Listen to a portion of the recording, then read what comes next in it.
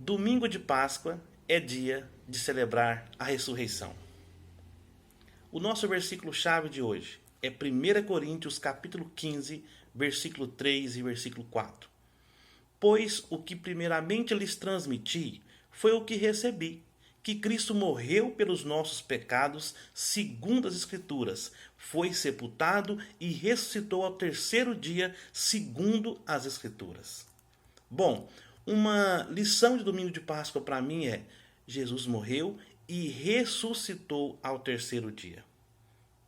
Há muitos monumentos famosos pelo mundo afora. Por exemplo, as pirâmides do Egito, elas são famosas por abrigarem ali corpos mumificados dos antigos reis do Egito. A Catedral de Westminster, em Londres, é reverenciada porque lá jazem corpos da nobreza e de britânicos famosos. O mausoléu de Maomé é notável pelo caixão de pedra e os ossos que nele ali contém. O cemitério de Warstein, em Washington, nos Estados Unidos, ele é venerado como o lugar de descanso de muitos americanos famosos. Mas a sepultura de Jesus, ou sepulcro de Jesus, ele é justamente famoso porque ele está vazio. Justamente por isso que o sepulcro de Jesus está vazio e assim devemos ter essa alegria. Amém, meus queridos? 1 Coríntios capítulo 15, versículo 3 e 4 fala assim, ó: pois o que primeiramente aprendi foi o que lhes transmiti, que Cristo morreu pelos nossos pecados, segundo as Escrituras, foi sepultado e ressuscitou ao terceiro dia, segundo as Escrituras. Em Atos 17:32, diz que quando Paulo pregou em Atenas, ele declarou que Cristo havia ressuscitado, mas alguns dos gregos zombavam dele. Depois você pode conferir isso lá em Atos 17:32, tá bom? Como Corinto era uma cidade grega e os gregos não acreditavam na ressurreição dos mortos, certamente essa notícia não era levada a sério. A maioria dos filósofos gregos considerava o corpo humano como uma prisão e aceitava a morte de bom grado como libertação deste cativeiro. Esta atitude cética, de algum modo, ela se infiltrou dentro da igreja e Paulo teve que encará-la de frente. A ressurreição tinha implicações doutrinárias e práticas importantes para a vida, implicações importantes demais para que Paulo pudesse ignorar. Em 1 Coríntios, capítulo 15, Paulo trata desse assunto, respondendo a 4 perguntas fundamentais para entender sobre a ressurreição. E hoje aprenderemos sobre a primeira pergunta que ele responde. Por esta razão, eu te convido a embarcarmos juntos nessa, e certamente você vai entender de uma vez por todas sobre a ressurreição de Jesus. E de hoje em diante, as suas Páscoas serão diferentes. Então você pode estar me perguntando, qual é essa primeira pergunta? A primeira pergunta é: os mortos são ressuscitados? E você pode conferir isso comigo lá em 1 Coríntios, do capítulo 15, do versículo 1 até o versículo 19. Tá bom? Vamos lá? Irmãos, quero lembrar-lhes o evangelho que lhes preguei, o qual vocês receberam e no qual estão firmes. Por meio desse evangelho, vocês são salvos, desde que se apeguem firmemente à palavra que lhes preguei. Caso contrário, vocês têm crido em vão. E ainda continua: pois o que primeiramente lhes transmiti foi o que recebi, que Cristo morreu pelos nossos pecados, segundo as Escrituras, foi sepultado e ressuscitou ao terceiro dia, segundo as Escrituras, e apareceu a Pedro e depois aos 12. Depois disso, apareceu a mais de 500 irmãos de uma só vez, a maioria dos quais ainda vive, embora alguns já tenham adormecido. Depois apareceu a Tiago e então a todos os apóstolos. Depois destes, apareceu também a mim, como a um que nasceu fora de tempo, pois sou o menor dos apóstolos e nem sequer mereço ser chamado apóstolo, porque persegui a igreja de Deus. Mas pela graça de Deus sou o que sou. A sua graça para comigo não foi em vão. Antes, trabalhei mais do que todos eles. Contudo, não eu, mas a graça de Deus comigo. Portanto, quer tenha sido eu, quer tenha sido eles, é isto que pregamos. E é isto que vocês creram. Ora, se está sendo pregado que Cristo ressuscitou dentre os mortos, como alguns de vocês estão dizendo que não existe a ressurreição dos mortos? Se não há ressurreição dos mortos, então nem mesmo Cristo ressuscitou.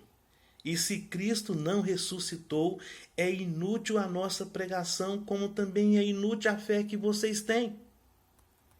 Mais que isso, seremos considerados falsas testemunhas de Deus, pois contra ele testemunhamos que ressuscitou a Cristo dentre os mortos. Mas se de fato os mortos não ressuscitam, ele também não ressuscitou a Cristo.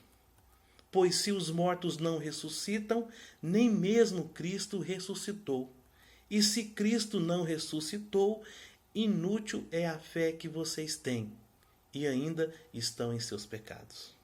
Neste caso, também os que dormiram em Cristo estão perdidos.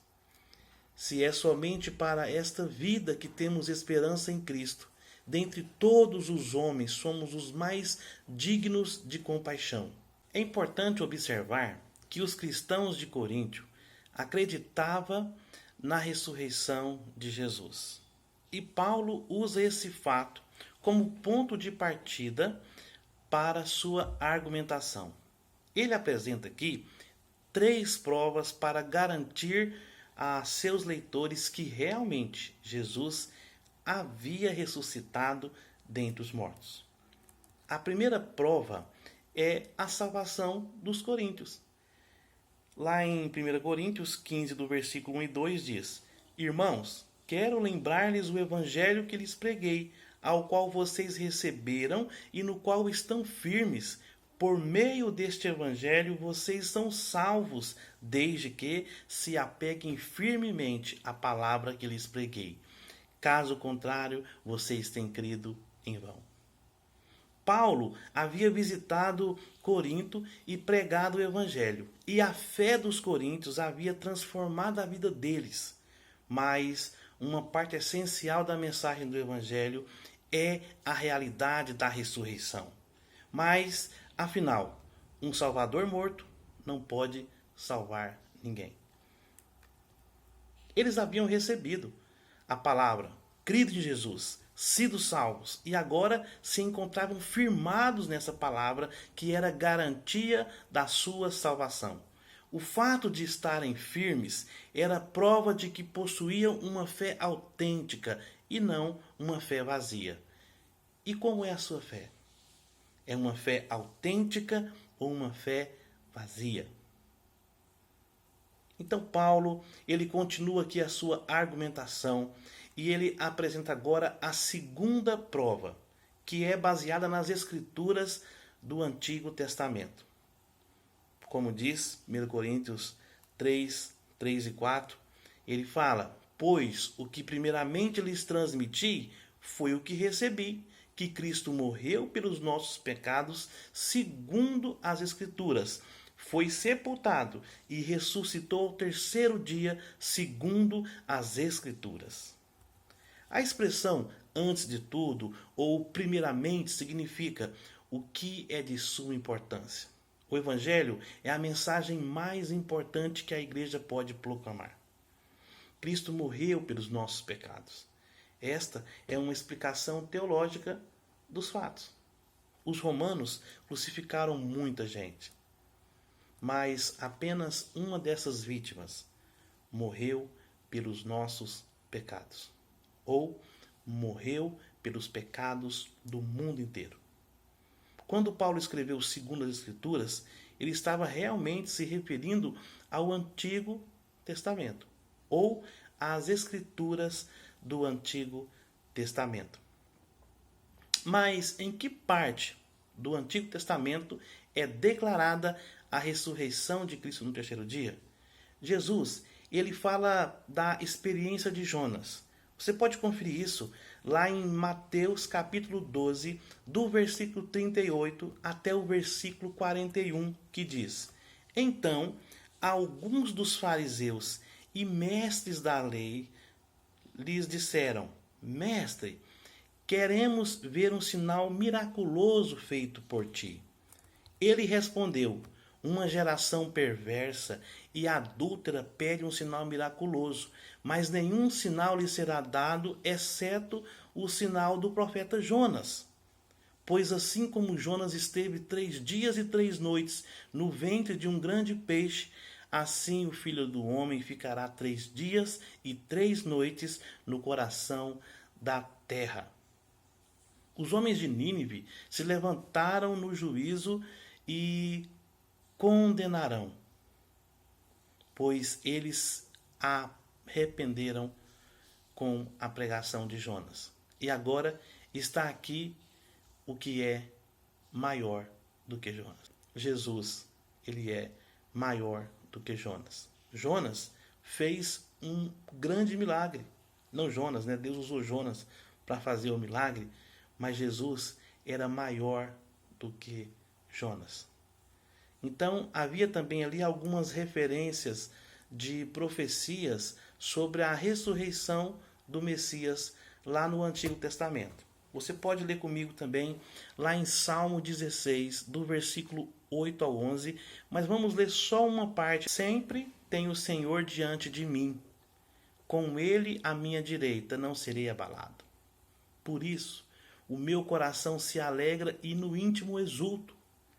Mesmo o meu corpo repousará tranquilo, porque tu não me abandonarás no sepulcro, nem permitirás que o teu santo sofra decomposição. Tu me farás conhecer a vereda da vida, a alegria plena da tua presença, eterno prazer à tua direita.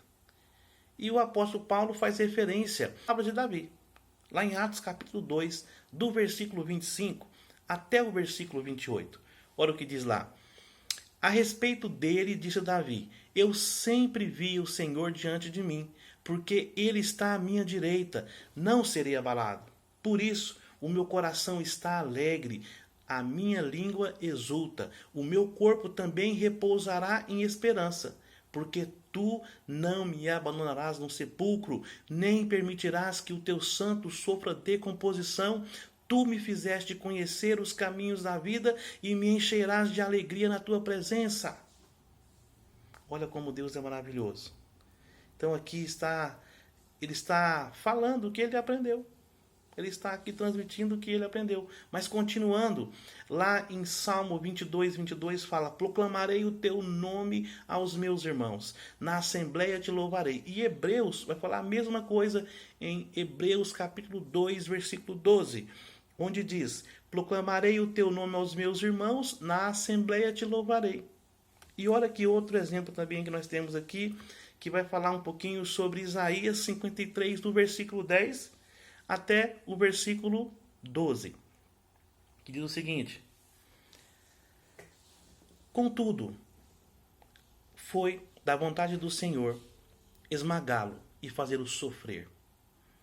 E embora o Senhor faça da vida dele uma oferta pela culpa, ele verá sua prole, prolongará seus dias, e a vontade do Senhor prosperará em sua mão. Depois do sofrimento de sua alma, ele verá a luz e ficará satisfeito pelo seu conhecimento.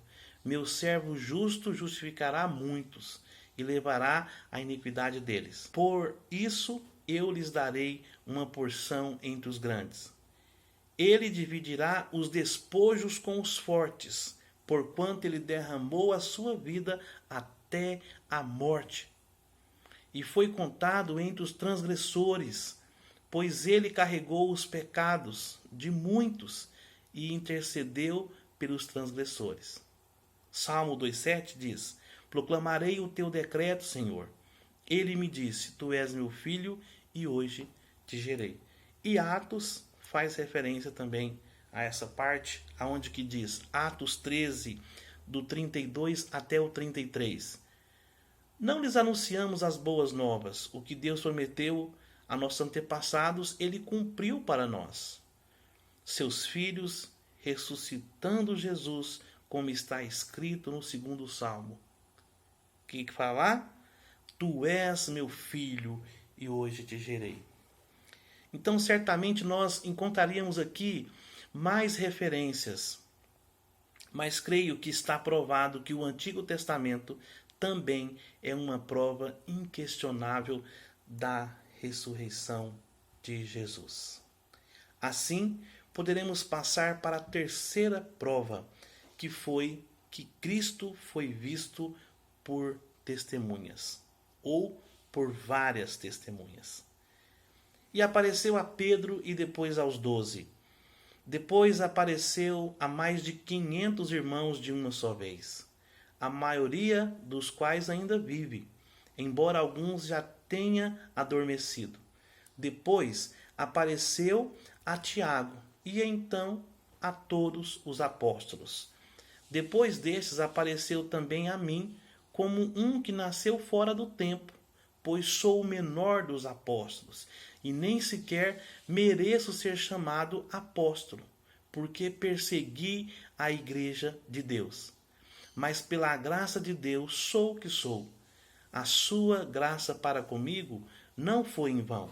Antes, trabalhei mais do que todos eles. Contudo, não eu, mas a graça de Deus comigo. Portanto, quer tenha sido eu, quer tenha sido eles, é isto que pregamos. E é isto que vocês creram. Então, na cruz, Jesus ficou exposto aos olhos dos incrédulos. Mas depois da ressurreição, foi visto por seus seguidores que poderiam dar testemunho da ressurreição do Mestre. E olha quantas pessoas aqui que Jesus apareceu. Para Pedro, para Tiago, para os 12, para mais de 500. Então, isso é uma prova inquestionável. E de acordo com aquele contexto, né, o contexto deles ali, eles tinham a certeza de que aquilo que Paulo falava era real, porque ele estava falando o que tinha acontecido no meio deles. Então, isso foi uma prova também inquestionável. Atos capítulo 1, versículo 22 diz o seguinte: desde o batismo de João até o dia em que Jesus foi levado dentre nós às alturas, é preciso que um deles seja conosco testemunha de sua ressurreição. Ainda em Atos 2:32. Deus ressuscitou a esse Jesus, e todos nós somos testemunhas desse fato. Ainda Atos 3:15. Vocês mataram o autor da vida, mas Deus o ressuscitou dos mortos, e nós somos testemunhas disso. Já em Atos 5:32 diz: nós somos testemunhas destas coisas, bem como o Espírito Santo, que Deus concedeu aos que lhes obedecem. Então, tanto Pedro quanto os apóstolos viram Cristo ressurreto. Tiago, meu irmão de Jesus, também que se converteu depois que Cristo apareceu para ele. Está lá em João 7,5, que fala o seguinte: pois nem seus irmãos criam nele. E já em Atos 1,14 diz: todos eles se reuniam sempre em oração com as mulheres, inclusive Maria, mãe de Jesus, e com os irmãos de Jesus. Então aqui tem uma prova de que Tiago se converteu depois que ele viu o seu irmão, meio-irmão, né, ressuscitado. 1 Coríntios 15:6. Mas antes de lermos 1 Coríntios 15:6, eu queria te dizer que, olha que interessante, gente, mais de 500 pessoas viram Jesus ressuscitado. Isso não foi uma alucinação, não foi um engano, não foi um equívoco, foi o que aconteceu. E 1 Coríntios fala isso, Mateus 28, 16 até o versículo 20. Olha que bênção que fala aqui. Os 11 discípulos foram para a Galileia, para o monte que Jesus lhe indicara. Quando o viram, adoraram, mas alguns duvidaram. Do que duvidaram? Porque não creram que era Jesus ali ressurreto. Então Jesus aproximou-se deles e disse: Foi-me dada toda a autoridade no céu e na terra. Portanto, vão e façam discípulos de todas as nações, batizando-os em nome do Pai, do Filho e do Espírito Santo, ensinando-os a guardar todas as coisas que vos tenho ensinado. Todavia, uma das principais testemunhas da ressurreição foi o próprio Paulo, pois antes de ser salvo estava plenamente convicto de que Jesus continuava morto. E essa mudança radical em sua vida, transformação que lhes causou muito sofrimento, muita perseguição e sem dúvida é a prova de que Jesus realmente ele havia ressuscitado dentre os mortos. E Paulo deixa claro que a salvação foi puramente um ato da graça de Deus. Essa graça, porém, ainda operava dentro dele e por meio dele em seu serviço ao Senhor. Lá em 1 Timóteo 1,16 diz: Mas por isso mesmo alcancei misericórdia, para que em mim, o pior dos pecadores, Cristo Jesus demonstrasse toda a grandeza de sua paciência, usando-me como exemplo para aqueles que nele haveriam de crer para a vida eterna. Então, nesse ponto, os leitores de Paulo poderiam dizer: concordamos sem dúvida alguma que Jesus foi ressuscitado dentre os mortos. Então Paulo responderia o seguinte: tá bom, já que vocês creem que Cristo realmente foi ressuscitado, então vocês também deveriam crer que Cristo ressuscita os mortos que creem nele. Cristo veio como homem, sendo verdadeiramente humano e passou pelas mesmas experiências que nós, exceto o pecado. E se não há ressurreição, Cristo não ressuscitou. E se ele não ressuscitou, não há evangelho algum a pregar. E se não há evangelho, cremos em vão e permanecemos em nossos pecados. E se não há ressurreição, os cristãos que morreram não têm esperança alguma. Nunca mais os veremos. Então a conclusão aqui é muito óbvia, né? Porque ser cristão, se o que nos espera nessa vida é apenas sofrimento, e se não podemos esperar qualquer glória futura. Em 1 Coríntios, Paulo vai explicar um pouquinho disso no versículo 29 ao 34, quando ele diz o seguinte: se não há ressurreição, que farão aqueles que se batizam pelos mortos? Se absolutamente os mortos não ressuscitam, por que se batizam por eles? Também nós. Por que estamos nos expondo a perigos o tempo todo? Todos os dias enfrentamos morte. Irmãos, isso digo pelo orgulho que tenho de vocês em Cristo nosso Senhor. Se foi por meras razões humanas que lutei com feras em Éfeso, que ganhei com isso? Se os mortos não ressuscitam, comamos e bebamos, porque amanhã morreremos. Não se deixe enganar, as más companhias corrompem os bons costumes. Como justos, recuperem o bom senso e parem de pecar, pois alguns de vocês há que não têm conhecimento de Deus. Digo isso para a vergonha de vocês.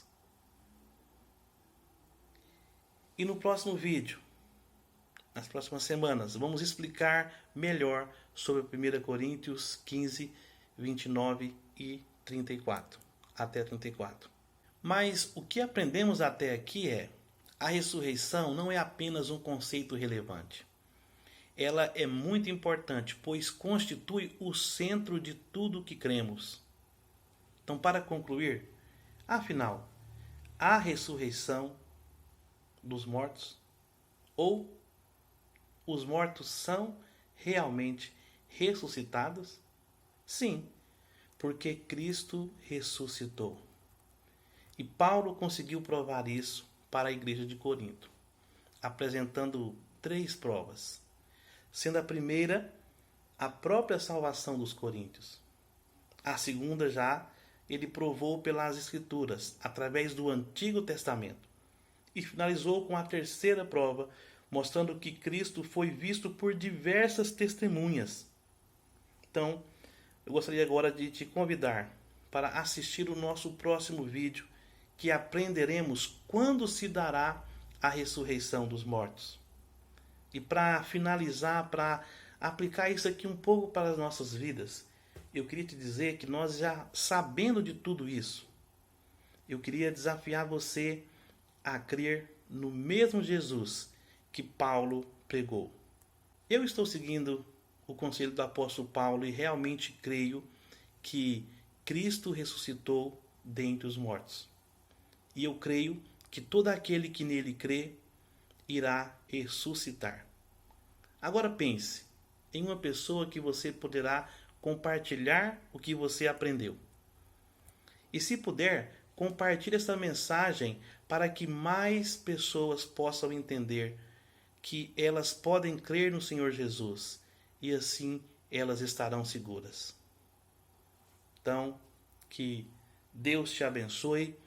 E aqui quem fala com vocês em Cristo é o pastor Sérgio Lira. Deus abençoe e um forte abraço.